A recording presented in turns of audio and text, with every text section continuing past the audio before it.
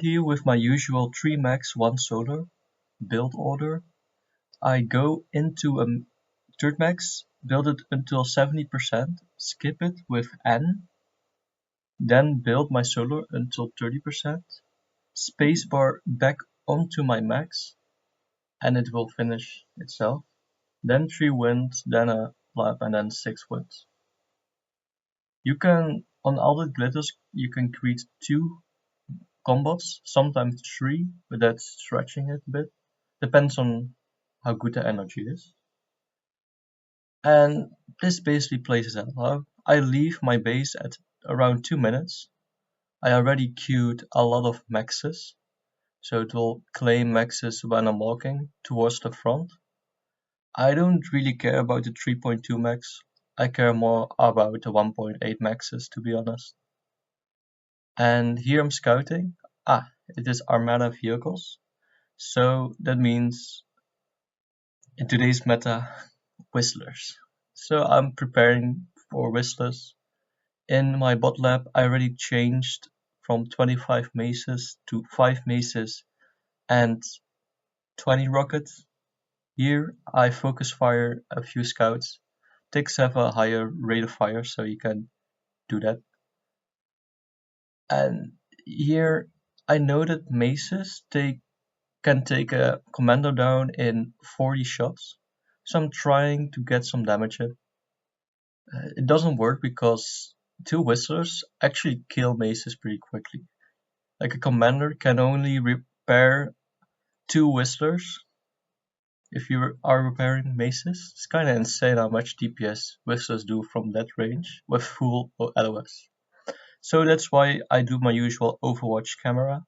The camera has more LOS than the Whistler's range, and Overwatch, of course, has more range than Whistler's. So this will just completely counter him, and he cannot do anything about it. I think about, I cannot push him, he cannot push me, so I'll just push another lane. Uh, I reclaimed my bot labs because bots kinda useless against Whistlers, and go into vehicles.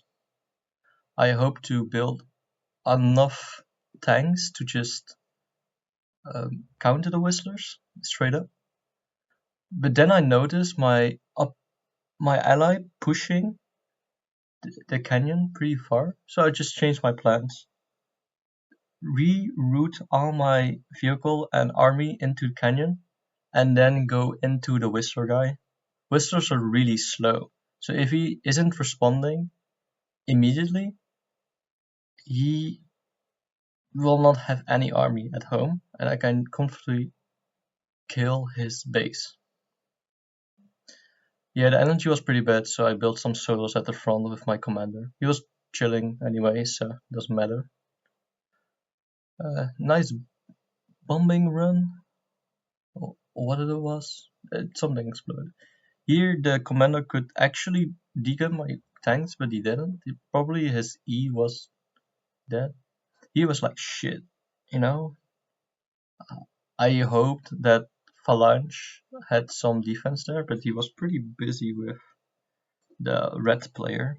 So that was a mistake on my part.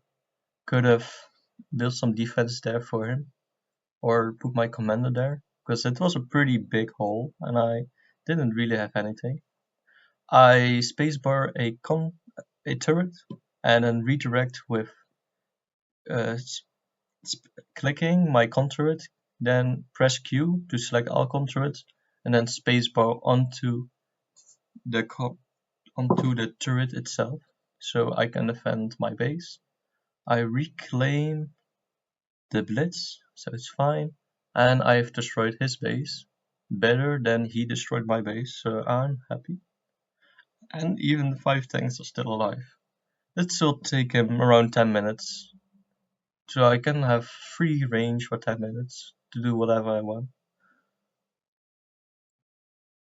Here I have one turret built a bit forward, so that it reaches all the 3 forward maxes, and here I spacebar it onto one T2 max.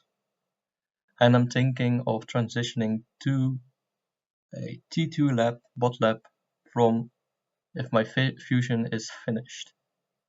I apologize to Phalange because, you know, I don't know why I do this, it's just friendly, yes. And there's actually still a pretty sizable gap, even though I just learned that went through it. I just placed my commander there for after 2 minutes around it, just place it there. I reclaim my solars because he built a artillery and I don't have anything to deal with that for now. So I just reclaim everything on front because it's useless anyway. I hoped to convert some of my overflowing energy into metal and park my commander there, Cloud with K. And yeah,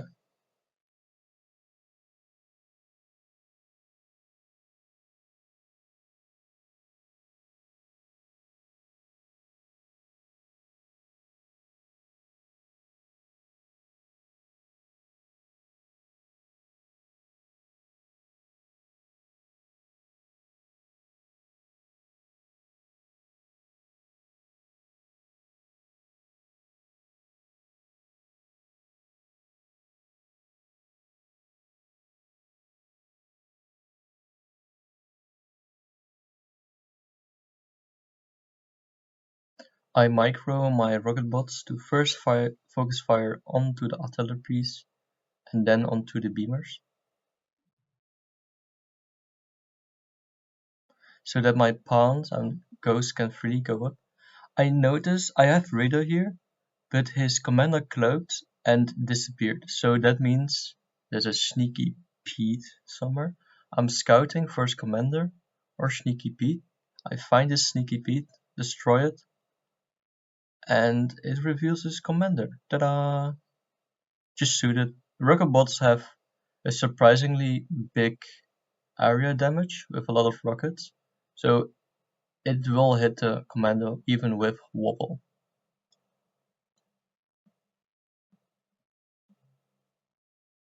Here I notice I'm pushing my opponent, but I forgot some AA, so I'm queuing some platypus into my T2 combat lab for quick anti-shuri counters. Platypus are really quick, 90 speed, 90 speed, ticks have 130 speed, so within, let's say, 15 seconds, we'll have enough of them. I got my commander in front so I can sort of counter Shuris. Like Shuris are, when you're pushing, you should be worried about it. I see a big air raid coming, so I built a T2 AA.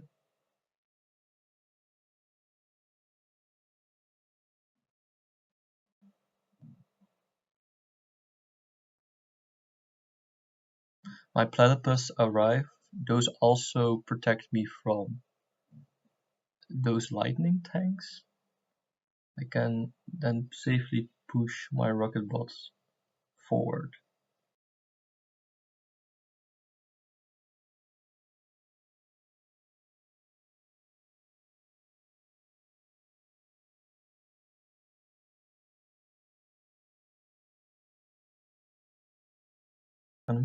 And this is what I usually like to do. I build a long range plasma cannon. So basically, they are forced to build a bubble from one long range plasma cannon. One long range plasma cannon costs 4,700 metal, and one shield costs 3,000. So I'm forcing 3 opponents, because that on that position it can reach 3 opponents, to build one shield of 3,000 metal. Plus, if they don't make a shield, I can snipe their T2 maxes, T2 lab, or a fusion, or all the build power, or T2 converters. That all really hurts. I see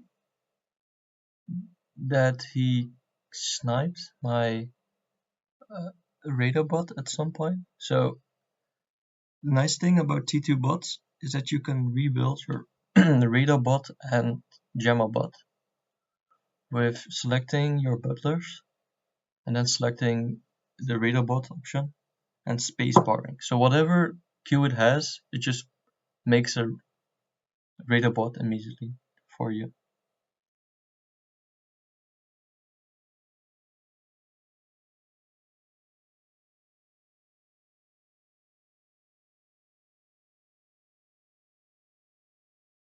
Because I'm building long-range plasma cannons, people tend to go rush into you. So that's why I built a lot of those welders.